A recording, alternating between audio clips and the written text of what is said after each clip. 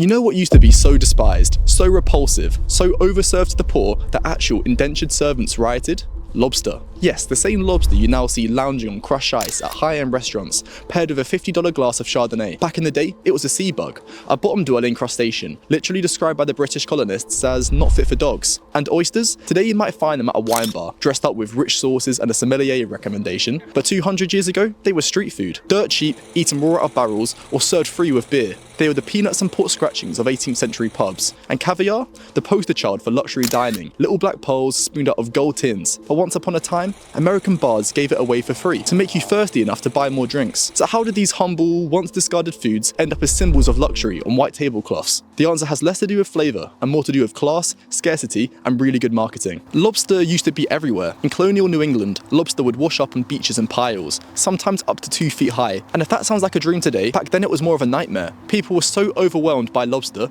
they used it for fertilizer. Farmers fed it to pigs, some people even dumped it back into the ocean just to get rid of it. It became the food of choice for servants, prisoners, and the poor. Not because it was delicious, but because it was cheap and humiliating. In fact, some indentured servants were so fed up of lobster, they negotiated legal contracts, stating they couldn't be served it more than 3 times a week. Imagine disliking a food so much that you'd rather starve than see another claw. Part of the problem was that lobster wasn't properly cooked, often served after it had died and spoiled, which gave it a rank flavour. It wasn't until the 1800s that people figured out, hey, if we cook this alive, it actually tastes kinda great. But things changed with the railroads. Lobster was cheap protein, perfect for trains, so they served it to inland passengers, people who didn't know it was considered rubbish. And guess what? They loved it. Word spread. Chefs in Boston and New York refined the presentation, prices rose, and lobster slowly morphed from prisoner food to prestige. And by the 20th century, lobster was more than just a food, it was a flex.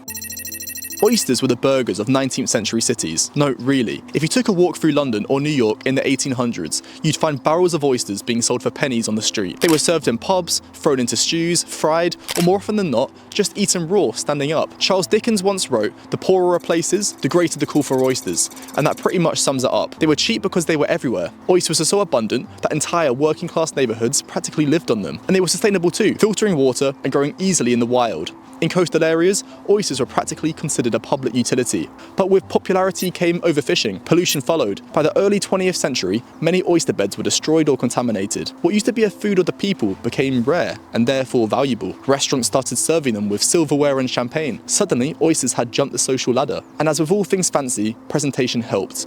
The oyster shell, once a symbol of poverty, was repackaged as a sign of sophistication. It's a poetic irony. The same food people once couldn't give away now comes with tasting notes, sommeliers, and 2-week waiting lists. Let's talk about caviar, the undisputed heavyweight champion of rich people food. These days, caviar is a signal. It whispers wealth, whether it's being spooned out at a Russian oligarch's yacht party or a $600 tasting menu in Tokyo. But caviar wasn't always a luxury. In the late 1800s in the United States, it was common, like really common. So common that saloons gave it away as a salty snack to keep patrons drinking. American sturgeon was so abundant that their roe was essentially pub popcorn. Then came overfishing. Rivers were drained of sturgeon, supply plummeted, and surprise, surprise, prices skyrocketed. In stepped Russia and Iran, harvesting roe from Caspian Sea sturgeon and marketing it as a delicacy. The word caviar went from barroom slang to black-tie dining in the span of just a few decades, and the rarer it got, the more mystique it gained. Today, certain caviar, like the golden almas from the albino sturgeon, can cost tens of thousands per kilo. It's not just a food anymore, it's luxury branding, culinary elitism, and an edible form of status anxiety. It's also, hilariously, fish eggs, a salty, slippery reminder that class is often a matter of perception more than reality. This isn't just the lobster, oyster, caviar story, it's a pattern, and we've seen it before. Step 1. Something is abundant, overlooked, and usually eaten by the poor. Step 2. It becomes scarce, through overfishing, pollution, or clever marketing.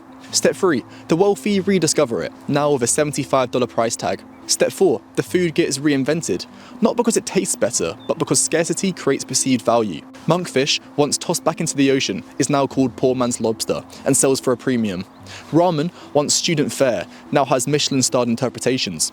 Even offal, a miscellaneous mix of organs, once a peasant staple, is showing up on tasting menus. Food gentrifies just like neighbourhoods and boroughs do, and when it does, it often prices out the very communities that popularised it in the first place. So the next time you're staring down a $40 oyster sampler or a $100 lobster risotto, remember, you're not just eating food, you're eating a centuries-long class story, one bite at a time. Thanks for watching, and I'll see you next time.